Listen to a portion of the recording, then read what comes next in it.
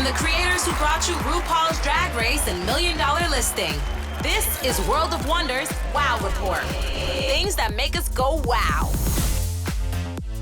Welcome in. You're listening to the Wow Report here on Radio Andy. I am Tom Campbell, filling in for Fett and Bailey, who once again is out and about making money, making stories, making award-winning content. Making magic. Making magic. Thank you. I'm joined this week, as I am every week that I'm here, by the wonderful Club Curd. Club Curd? I am a Club Curd. Yes, Club I am Curd. A bloated cheese curd. Also known as James St. James. Let's just leave it at that. You need no introduction that makes sense. Yes, hello. And then the Wow Report's sex symbol, the hunk. If there was a poster, it would be Joseph Blake. Blake Jacobs is here, our producer, who hello. Often he's really the star of the show. Each week, we count down the top 10 things in pop culture that made us go, wow. And this week is no different. And I'm starting off at number 10. Number 10. Are you guys familiar with, have you watched, can we discuss Palm Royale on Apple TV? I am so excited you're talking about this because I had completely forgotten that it debuted this week. And so I'm as soon as we finish watching, as soon as I hear your review, I'm going to turn off this podcast and go watch. First of all, this is a love letter to my friend Abe Sylvia, who I've known for a long time. My friends John Tones and Rob Carey became friends with him when he was a student at UCLA, a film student. We used to get together at John and Carey's house and watch Project Runway together. And I had him do some film stuff for me for Svetka Vodka when I was working for them a long time ago. He's gone on to great heights. He's run series and things. And the most connected to us, he wrote the script to the film of The Eyes of Tammy Faye. And he did a miniseries last year about George Jones and Tammy Wynette called George and Tammy. Right. Both Tammys, both starring the fabulous Jessica Chastain. Thank you very much. I've been hearing about Palm Royale, which is based on a book called Mr. and Mrs. America. What is it? Is it a series? Is it a movie? What is it? It's a 10-part series. Okay. And it's based on a novel, and it's set in Palm Beach. It's star-studded. Kristin Wiig, Allison Janney, Carol Burnett, Ricky Martin, Laura Dern, Mindy Cohen, Julia Duffy, Kaya Gerber, Leslie Bibb, and there's more names to drop at no time. Only an hour show. And it's all about Kristin Wiig, who is barely related. She's married to an airline pilot who is the black sheep of this big Palm Beach family. Carol Burnett is in a coma. She is the aunt, and she's trying her hardest to get into and become Palm Royale is the Mar-a-Lago, if you will. And this is set in 1969. The sets, the makeup, the hair, the vehicles, amazing. And so this is basically what the Swans should have been. It is the other side of the Swans. It felt like the Swans, and I only watched that one episode, although some friends are really yelling at me. You watched the best one. It felt black and white. Not literally. I know there was one black and white episode, but it felt very black and white. This is colorful. This is meant to be, and it's not one thing. It's a parody. It has heart. It talks about women's lib. I believe, I've only watched the first 3 episodes, the only thing available. I think Ricky Martin's character is about to come out. I could be wrong, but he does wear a bathing suit twice in the first 3 episodes. But, it's a tight square cut. Oh, yeah, I like those.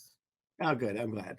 So this isn't like a parody of like a soap opera like The Californian. This isn't broad comedy like Kristin Wiig. It isn't that broad, which sometimes you think it's going to be. But Kristin Wiig, who's quite an accomplished actress, plays this very, what would be considered sort of an unlikable character, except Kristin Wiig brings all this stuff because she's so she grew up like in Tennessee, and there's, I forget what it's called now. It's called like the shiny page, the shiny paper. That's the newspaper. That's what Yes, I grew up reading that, the shiny sheet. And she's been reading it her whole life, and so she, like you know what? Kristin Wiig is playing James St. James in Palm Royale. It's true. Oh my God!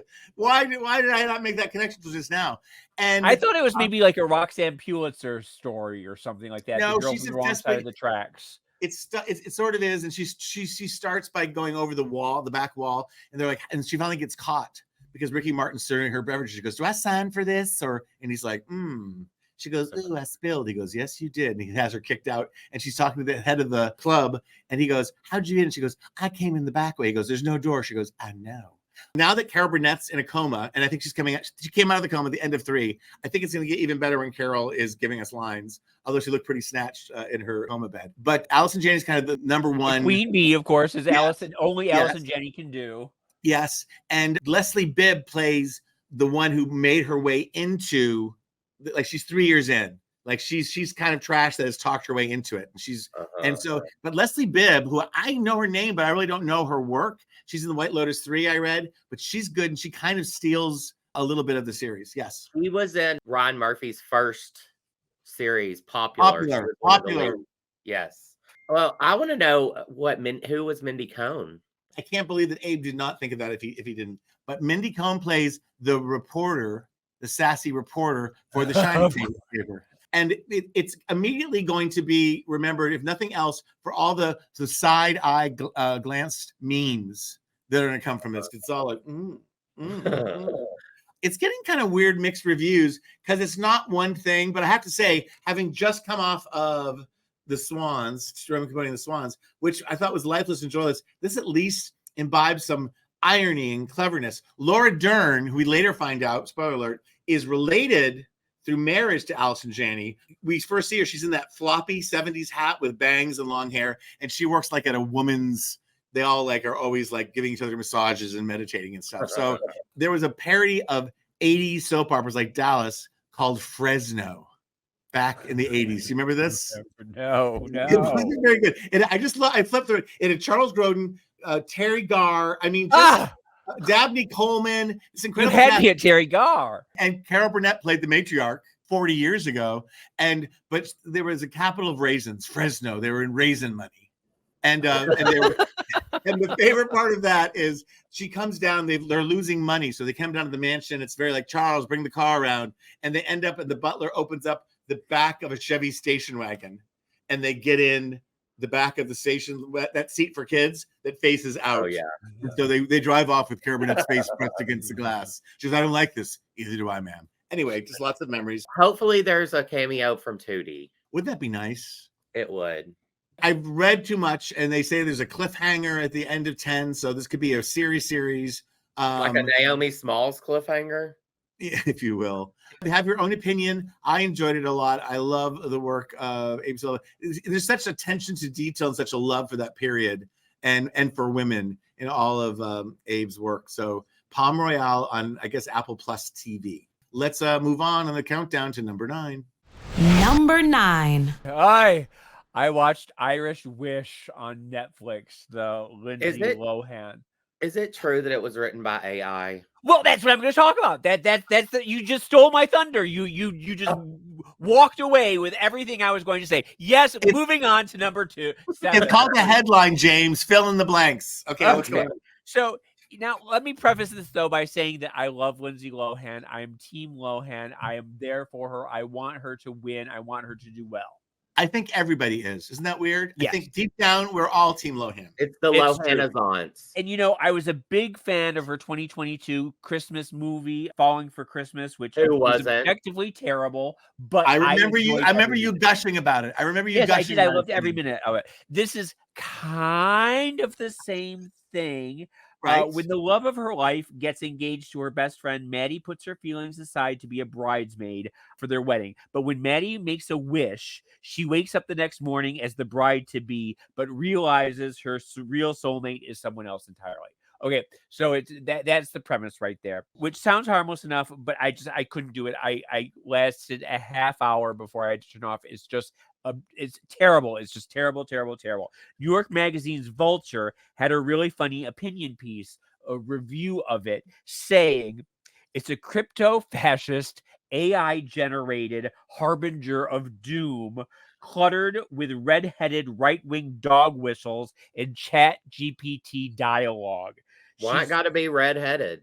The reviewer wanted to like it, but she found herself a hapless pawn in a larger socio-political plot to maintain the status quo, quell dissent, replace the workforce with AI, and make Ireland look bad in the meantime.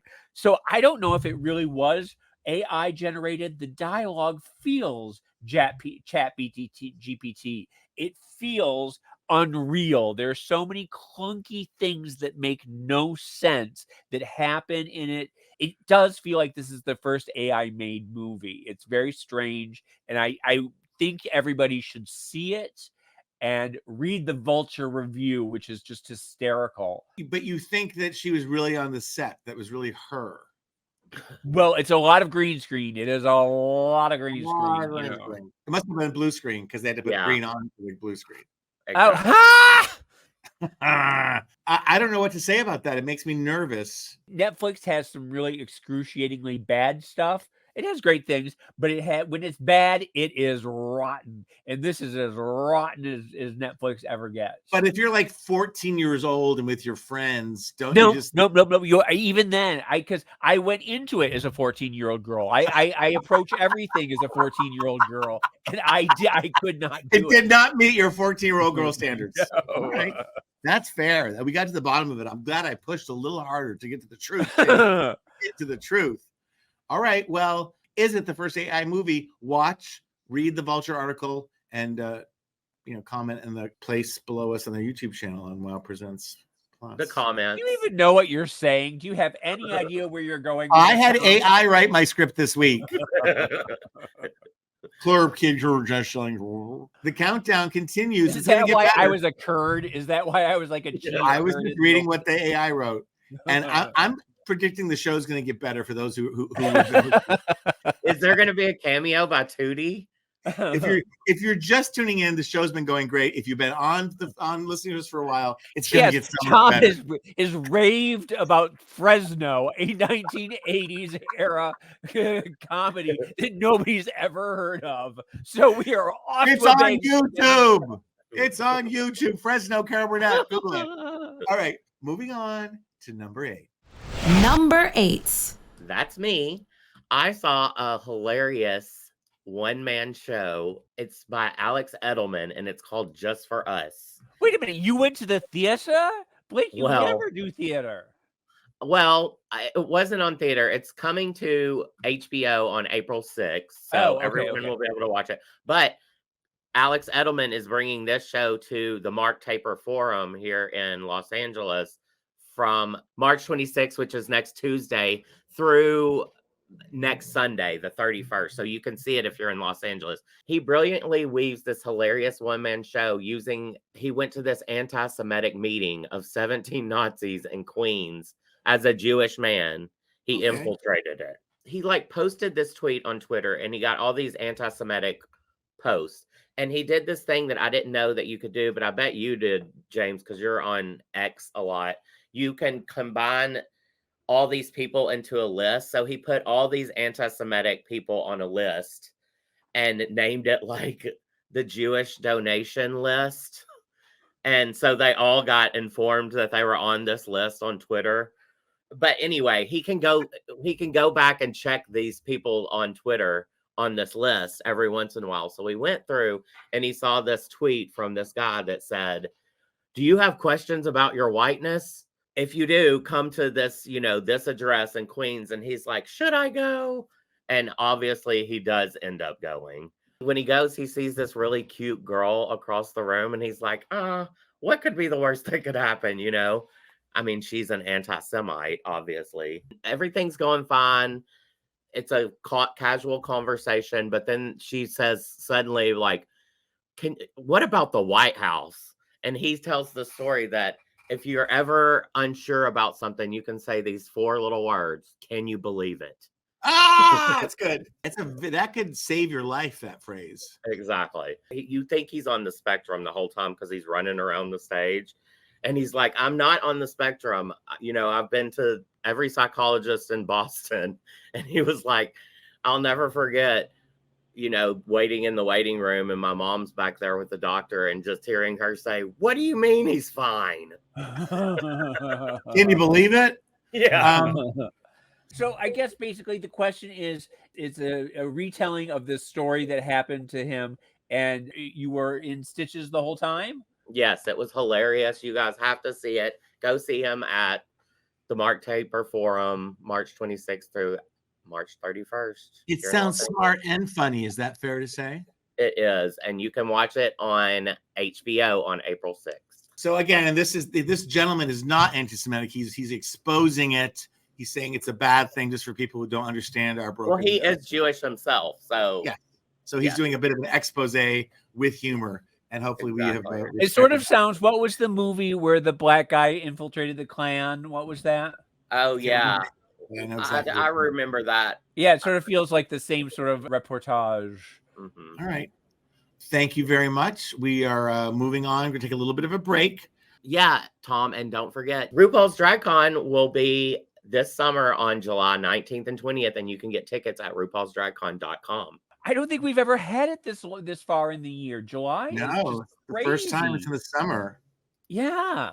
We will continue the countdown when we return after these messages from our sponsors. Listen to the Wow Report on Radio Andy.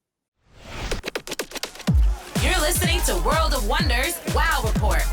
Things that make us go wow. All right, we're back. This is the Wow Report. We are counting down the top 10 things that made us go wow. I'm Tom Campbell here with Fenton Bailey. No, you are not. That's what AI told me. I'm here with James St. James and Blake Jacobs.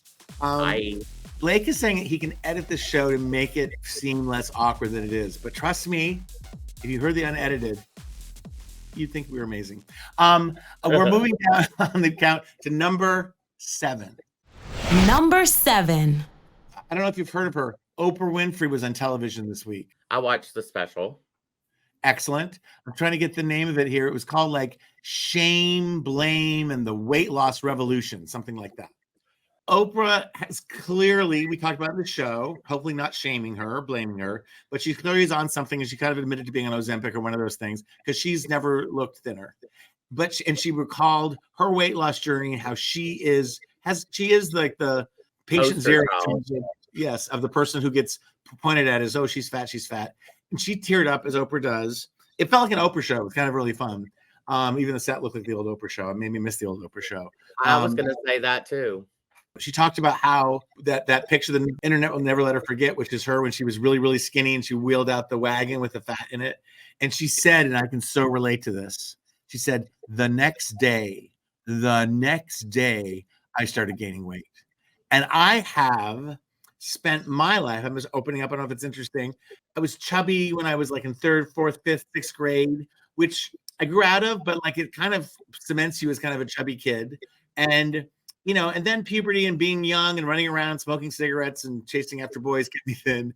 But you know, it's hard. And, you know, I give up smoking. I don't do drugs or alcohol. And COVID was part of it. But, you know, it's eating crappy food. I swear, I just came back from New Zealand and the UK, and I didn't eat like perfectly there, but I feel like the quality of food there is better. Like it doesn't, like, I think there's something in the bread. I don't know. Anyway, I'm going off my. I think it's probably more regulated. I suspect it's that you're spending time with Theron, and Theron is very picky with his food and eats very well. And Theron is looking very skinny and wonderful. And I think he's probably a good influence on you. That could very well be the case. Everyone's pointing fingers as usual. And Oprah was like, some people see this as it wasn't willpower. It's not that I have a disease. Now, listen, I am in recovery. I totally apply that philosophy to my drinking and using. Like I am, you know, powerless and I'm an addict. And if I have one, I can't stop. And I have been to Overeaters Anonymous. There are food programs because the other one was so effective for me. And I'm nothing special. I'm just somebody who needed help and found it. But someone said to me in an OA meeting, who is also in AA, a thing that scared me to my boots, which is like, and this is not an easy feat, but with addiction of a drug or alcohol, you don't need drugs or alcohol to live, presumably, right? You can sort of put the monster in a cage, lock it up, and make sure it stays in that cage every day. But with food, you have to put that monster in the cage, unlock the cage, and have breakfast, like walk it around the block, put it back in the cage, lock it up. Come back at lunch, walk it around again, and and it's so easy, as I know. And I think I never had the guts or gumption to follow through in a 12-step program. And I am, as we've talked about, you know, I'm on Ozempic and it's helping. It's not, you know, I still have an addictive food brain. And, you know, I think food for me, it's mood altering, right? It's like, why do you have a pizza at 9:00 at night? You want to go to sleep. You know what I mean? It's like, it's weird. I don't know. It's a bunch of things. Oprah said at the end, and it's true. She goes, for those people who think the only way to lose weight is through exercise and diet, God bless you, you know? And, you know, for those people who find that this drug helps them and helps put some perspective on their problems, God bless them. What's weird to me is I feel like we have this military industrial complex that makes our food, pretzels. And now we have the pharmaceutical company that we pay to take away the harm of the farm. People weren't as fat 20 or 30 or 40 years ago. Not just me. We're just I mean, you know, when McDonald's started supersizing things was only 1993 for the Jurassic Park movie. So but it is interesting when you look at old movies and you look at old newsreel footage and stuff like that. People on the streets were thin. People, there weren't. Now you walk down the street and it looks like everyone is. Interesting conversation for Oprah to have. It made me miss her show. That is the thing. It's like it literally had the round stage with the audience on one side, but it is our relationship with food. And some people have so much. Some people are so much more effective with Ozempic and those things. Some people just they say 50% of people just take to it, and other people, you know, struggle, and it doesn't have a honeymoon effect when it stops working. I don't know. I'm you know, one day at a time as I eat my pretzels. We'll continue our countdown now with number 6, James. Number 6. I'm sorry. I'm doing Kate Watch again. It never ends. You know, this week they did it again. A video surfaced on TMZ of Kate and William walking at a farmer's market. But they were out shopping just as carefree and bouncing around, just not a care in the world. You know, not as if we haven't all been on tenterhooks for the last month waiting to see this. And then, you know, the more you look at it, the more you think that isn't Kate. The jaw isn't Kate. The face isn't Kate. There's nothing about her that looks like Kate. There's nothing about him that looks like William. And first of all, if she just had abdominal surgery, why is she out bouncing around, jumping up and down and dancing as she's walking? That doesn't seem right. Then she's carrying 3 bags. The Princess of Wales has never carried a bag in the past 15 years. She has bag carriers. She's not laden down with groceries as she leaves the grocery store. Well, and if it was a bag, it has Gucci or like Balenciaga on the side. But she doesn't even carry her Gucci bag. She has people to carry her Gucci bag. No money, no ID, nothing.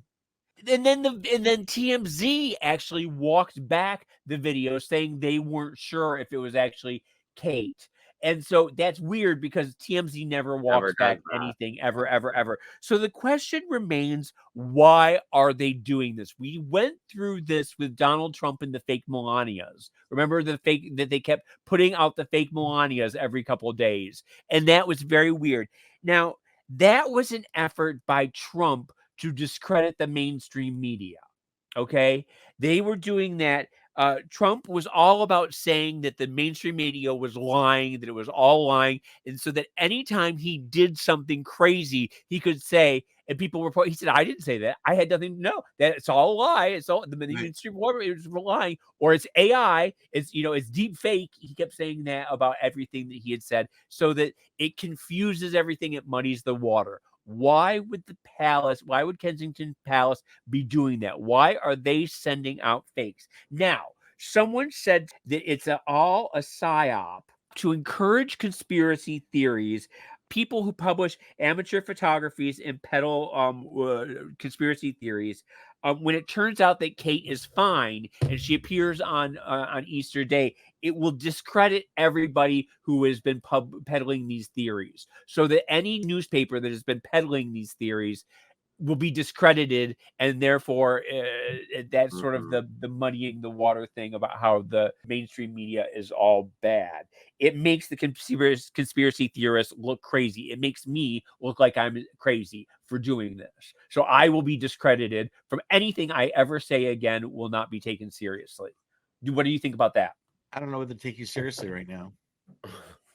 I see what you're saying, though. I do see what you're saying, totally. But does that, so the idea of the mistress and stuff, is that all just part of this plot to discredit the truth?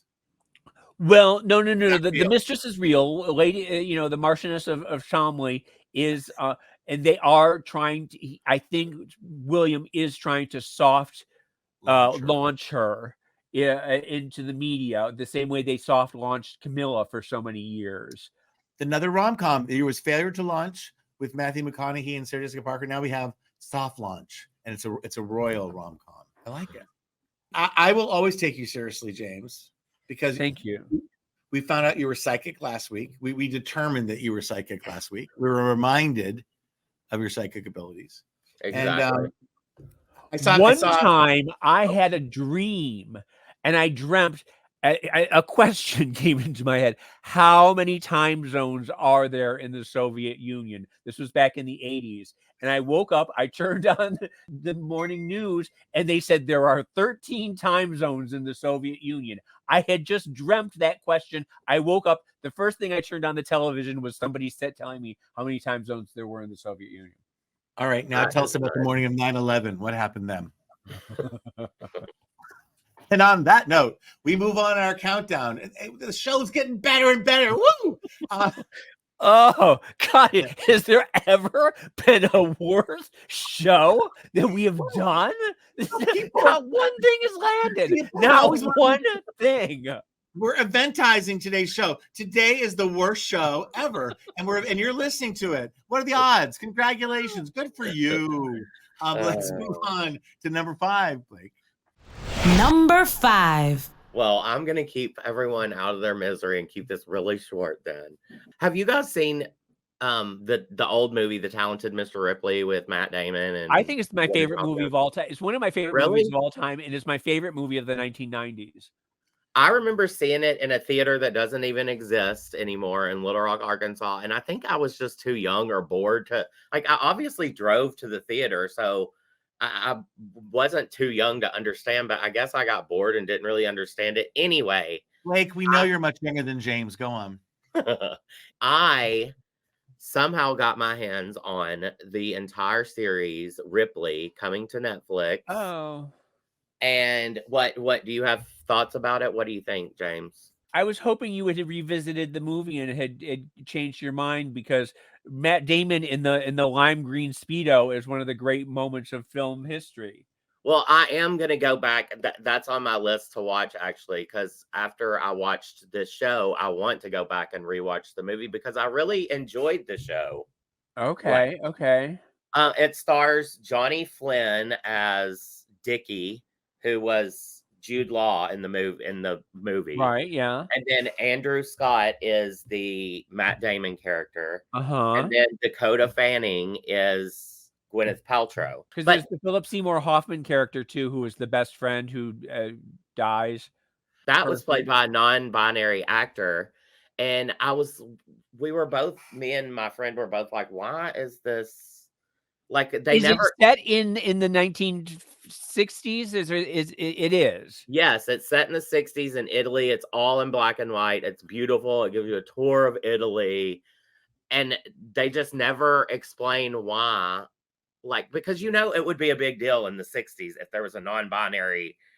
Yeah, that doesn't make much sense. sense. Non-binary people, they just didn't have that term. There were people that.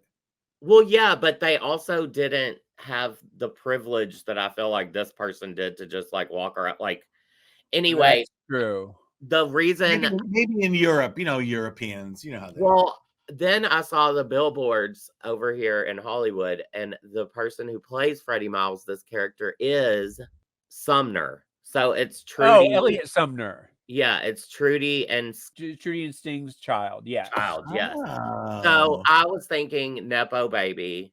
Like, why would they make this character non-binary when obviously they weren't? It just. Well, also though, you've got to think we've got Elliot Sumner, so we have to find a role for them. Well, but you also have to think that Italy in the 1960s was a hotbed of the sexual revolution, and people were more daring than they were perhaps in America in the 1960s, and so maybe someone could. I'm just more interested because, Purple Noon was the original Talented Mr. Ripley with Alain Delon. It was a French movie, and it was black and white, and it was all set on the Italian Riviera. So maybe they were trying to do more of a Purple Noon than Talented Mr. Ripley. But so did you like the story? You were there? Even though it's black and white, you still were there? Yeah, I liked it. I enjoyed it. It was really pretty. It was chic. I feel like it's going to win a lot of awards. I'm putting on my James St. James psychic hat. I think it's going to sweep the Emmys. I will watch it. But I will watch it if you watch the Matt Damon Jude Law one, because I'm definitely watching that, because that is a beautiful movie to watch, and it's hard to believe how beautiful they all were. We took it for granted at the time that Jude Law, Matt Damon, Gwyneth Paltrow, and Cate Blanchett were gorgeous, but to see them in their 20s, just like the sun kiss, just God is and even better, the full frontal scene with Jude Law, which was not in the show version. There's some beautiful moments in it where, spoiler, where Ripley is on the train and he sort of like hugs him. I don't know if that's in it. And Jude wakes up and it's like, what the fuck are you doing? And then the scene in the boat when they finally, and he's like, yeah, I know you love me. And I just always feel like I understand Ripley so much with falling in love with the straight boy who doesn't give a fuck for him. That is very you. Yeah, it is. Yeah. So I would say definitely watch it. Let me see when it's released. Well, there's a whole series of Ripley's book that Patricia Highsmith made. She wrote like 10 or 12 of Ripley, this character as a serial killer who would just goes on to many adventures. So they theoretically could do season after season of this. They could that's good. Yeah. So they have more material. This will be released on April 4th on Netflix. So good. I will watch it, definitely. All right, we're going to take a break. When we come back, the countdown continues of the top 10 things this week that made us go, wow. You listen to the Wow Report and Radio Andy. You're listening to World of Wonders Wow Report. Things that make us go wow. We're back. We're having a very real conversation here on the worst episode ever of the Wow Report. I'm your host, Tom Campbell. And it's partially my fault. Well, largely my fault. Let's just say it's the truth. No. I think we're all to blame for this. I think we're all equally horrible. But we did a good one last. That last one was good. Yeah, just hit rewind and go back and listen to the Ripley one. Yeah. Yeah. If just rewind. We're counting down the top 10 things of the week that made us go wow. And you're letting us be so self-indulgent. So thank you. But we have reached the coveted number 4. Number 4. Just a little pop music update for me because I have to keep up. I have to work hard at keeping it up. And that is, one, did you know that Ariana Grande's 98-year-old grandmother makes history as the oldest artist on the Billboard Hot 100 ever? I love it. I love it. You know what? I think she was also featured on a track on her Thank You Next album. Very likely.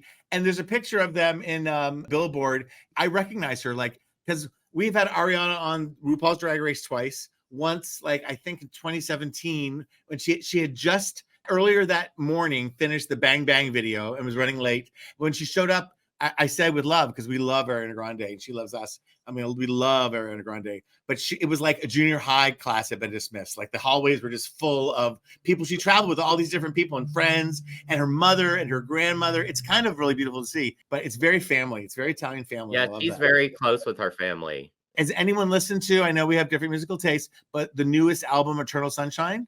I've heard the single, but I haven't I've listened to one other track. And I'm going to listen to the entire thing. I've heard it's really good. I've heard that all 12 tracks have charted on Billboard. So I will definitely be good, but I haven't yet. People are loving it. I love Ariana Grande, as you know. The single, which is I can't remember the name, but it's a lip sync song. I just listen. I needle drop on every new female artist, hoping there's a lip sync track. And there's at least one lip sync track. The rest is a little bit mellow, but she's being kind of praised by the critics who like really deep Rolling Stone, all these things saying it's maybe her best album ever, and that there's not like over singing or histrionics. It's like, bitch, give me my over singing or over histrionics. Although this is still a good album, I do go home and listen to it at night. I like a hit. I like a bridge. I like a place to do a death drop. But it is a really good album. I really enjoyed it. And the other little tease we got this week is from Beyonce. Have you guys seen the photo that was just released of her about this in red, white, and blue in Texas? Red, white, and blue on a horse. People are wondering: is it the same horse from the Renaissance? Is it a family? Is it a friend? Is it the Michelle of the horses? I don't know. Is it It's her horse. And there's already memes going out about it where she's holding an LGBTQ plus flag and poppers. Rush. I haven't read a lot about it. There is a little article in the New York Times. I love Beyonce. I love her power. I can't help but think she's reminding people that she's from Texas. That in this dark, awful times in Texas, this woman whose last album was dedicated and celebrated and included all of these queer artists, is reminding people that she's Texas strong too. And I think that's really powerful. And there's articles that won't even click on, which are about like, oh, people attacking Beyonce because she's going country. It's like, back off. She had said that she didn't feel comfortable in the country space, that she was made to feel uncomfortable. So she's reclaiming her Texas roots, and she makes her own space. And so if she wants to be country, she can be country. And the next one is going to be rock and roll, and she can be rock and roll if she wants. That's what music is. Thank you. She's Beyonce. Yeah, thank you. I love it. I love her new single. All right, let's move on to number 3. Number three, speaking of classic movies, this one is for you, Tom, because I revisited a couple classic movies on Turner Classic Movie that have always upset me, that I've never been able to understand the appeal. Gigi and The Apartment. I watched a little Gigi. I have seen The Apartment not that long ago, so go on. Okay, so Gigi, not to be confused with Gigli from the 90s. Yes, no, this is not Gigli. Gigi is Leslie Caron, Maurice Chevalier, Louis Jourdan, Ava Gabor, Hermione Gingold. She is a young girl who has been raised since birth to be a courtesan. This is in the Belle Epoque era of France in the late 1800s, early 1900s. Raised to be a whore. Raised to be a prostitute. She is raised to be a rich man's concubine. Okay.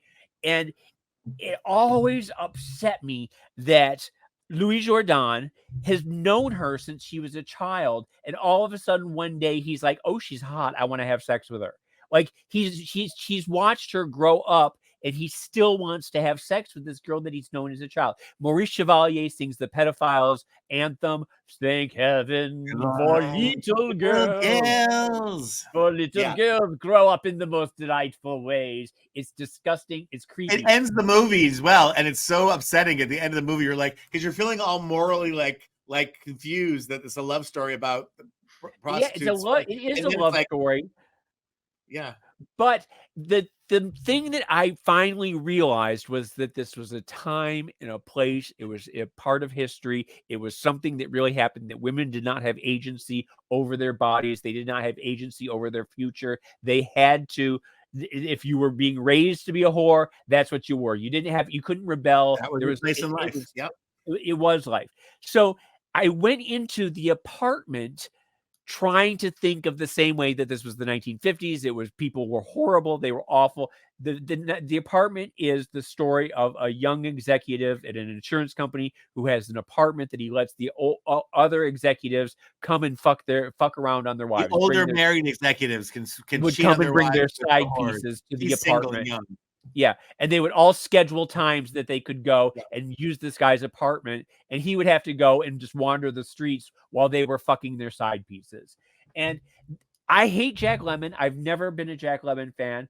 I love Shirley MacLaine, but I'm angry with her for putting up with Fred McMurray and being in love with him.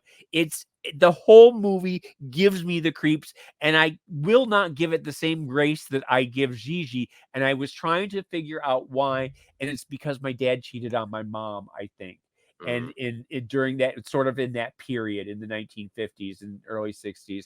So I have a knee-jerk reaction where I just cannot find a way into the apartment, even though everyone says it's a masterpiece and Billy Wilder is a genius and blah blah blah. No, but What do you think about it?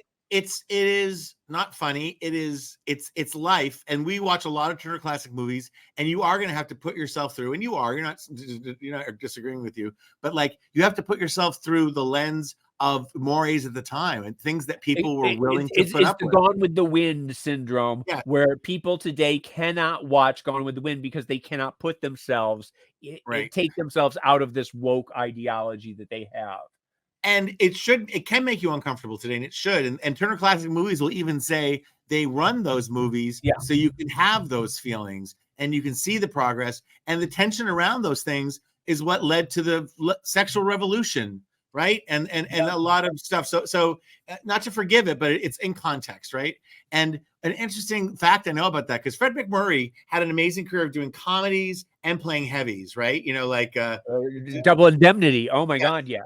But in the 50s, you know, he had done a lot of those Disney movies, and he said he did The Apartment, and a fan came up to him and said, "You son of a bitch." And she just reamed him out, and he never played a bad guy role again. He was like, this was the year before My Three Sons started, as that, you know, he decided I'm going to be America's father. Yes, and then Flubber and Son of Flubber and, you know, all those kind of things. But that's right. Side note, very quickly. But I was watching a very not good movie, Nickelodeon, last night. Peter Bogdanovich with Ryan O'Neal and Burt Reynolds, and I'd never seen it before. And Stella Stevens, and it's panned as one of the worst movies ever. They have a huge boner for Peter Bogdanovich over at Turner Classic Movies, and in it, the characters go to the movies in 1915 to see Birth of a Nation, which made me Google Birth of a Nation, which I've never seen. And I didn't realize how loathsome it was and how it set back, how it advanced movie making, and it set back culture. So go ahead.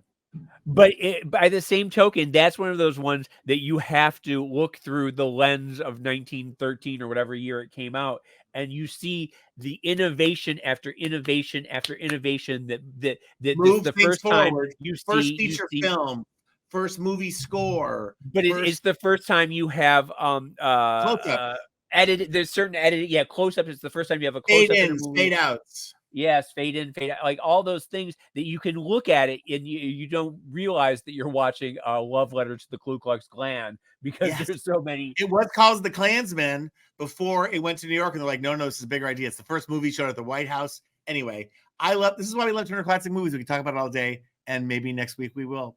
But we are moving on to number 2. Number 2. I saw that there were plans to remake the NeverEnding Story, the classic 1984 children's fantasy that was absolutely perfect. No. You're going to hate me. Oh, no. I've never seen this movie. You've never seen NeverEnding Story? No. James, still a relatively young man. You can see all these things, Blake. I know, but I just it seems like I would have watched it because I was born, or, you know, I'm of that age, but I never saw this one. I'll tell you something. It is an absolutely perfect children's movie, and it is all done with practical effects. When he rides the luck dragon, it is this big furry stuffed animal. It is so gorgeous. Everything about this movie, the actors, everybody who does it, who tells that it is so beautifully done that it does not need a remake. We do not need a remake of everything. Come up with some new ideas, Hollywood. Sadly, I fear that it is going to be a CGI crap fest. This was, you know, like every movie now is just, it's all green screen. They don't need to do it. And spoiler alert, Blake, a horse dies. A horse is trapped in a bog and that's the most famous scene and like ruined people's childhoods. I was going to say that. Traumatized a generation of children. I don't need to see a horse die again. It's hard enough to watch it in the first one. I don't need to see a more realistic version of this. I don't need to watch the horse die again. Atreyu. Oh my God. Anyway, it makes me think, Tom, of the Wonka that you were raving about recently, the Timothée Chalamet that you made me go and watch, and I did watch this weekend. And I was very charmed in the beginning. I Yes. thought that first number was adorable. I thought Timothy Yeah. Chalamet did a really great job. I thought the beginning set it up beautifully. I was really there, and then it falls apart after about 45 minutes and turns into a CGI crap fest. I had a lot of promise, but it didn't follow through, and that's so much that happens. They have to have that third act, that Marvel third act, where there's just nothing but bang, bang, bang, bang, and explosions and people fighting each other and da da da. It could have ended much earlier. It went on a little too long. Maybe if you're sitting next to my adorable angelic nephew and we were in lean back chairs at the theater, then maybe you would have enjoyed it more. I don't disagree with you. Like I said, I went into it wanting to like it, and I did like it. I loved the beginning of it. I thought the first 45 minutes or an hour were just charming as hell. I loved it. And I fell in love with that. I want to pitch more things. I'm sorry, I develop stuff all day long, but I think your next book should be called CGI Crap Fest. Is that what it's called? CGI? Oh, because it's totally catchy. It's very hashtagable. And just 2 seconds, but Kelly and Mark, that I love and adore and watch every day, one of the 3 things I watch every day, they had on an actor, I can't remember his name, forgive me, who was in the new Godzilla King Kong movie. Yeah. And all they talked about, which is not unusual, it's not their fault, but all they talked about was like, it's really hard doing those movies against green screen, isn't it? It's really hard looking at that green ball. And then, you just have to do this and do this. They're talking how it takes real acting because you have to actually be afraid of nobody in front of you. Right. Like, I'm so sick of those conversations. I'm so sick of those. I want more what is it? Harryhausen, what was his name? Who did the stop motion skeletons, and that he did the stop motion King Kong back in the 1930s. He was very famous. And that made the fur fluff. And yes, like the giant fur. Yes, that Faye Ray was sitting on, the giant fur hand. I think CGI Crap Fest should be your new book, and you should propose how to remake movies, but you can't use CGI. That's the rule. Lucky you're listening to the worst Wow Report ever. No, you're listening to what is incrementally better over the course. You guys, wait, I just got better. This just in.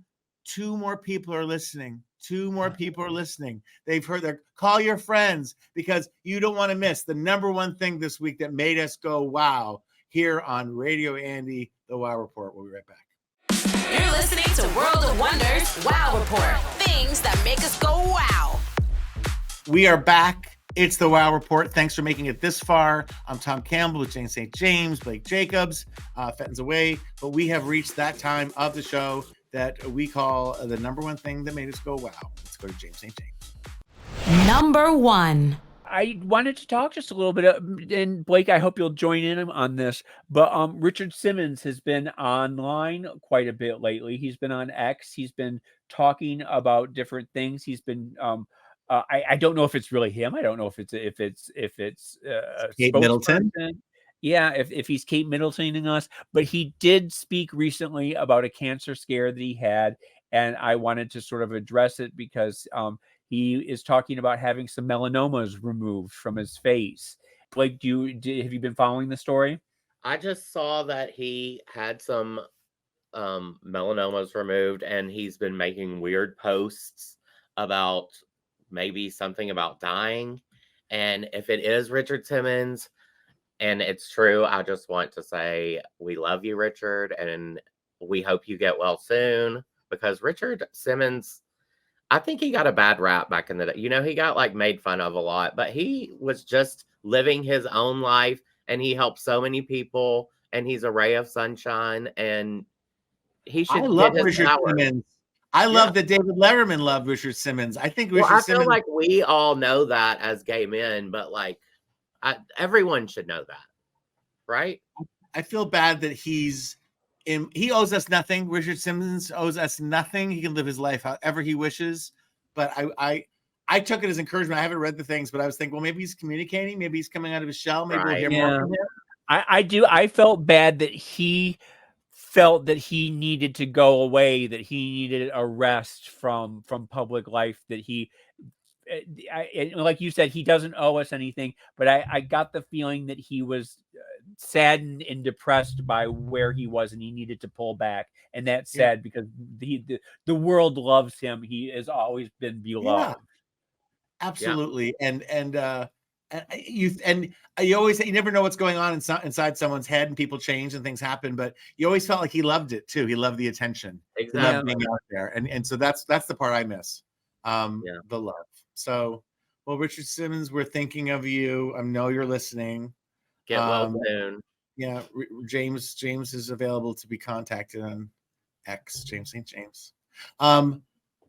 Maybe next week if Fenton comes back after hearing tonight's episode, if he comes back, we'll have another one of these. Until then, go out and do something that makes the world go wow.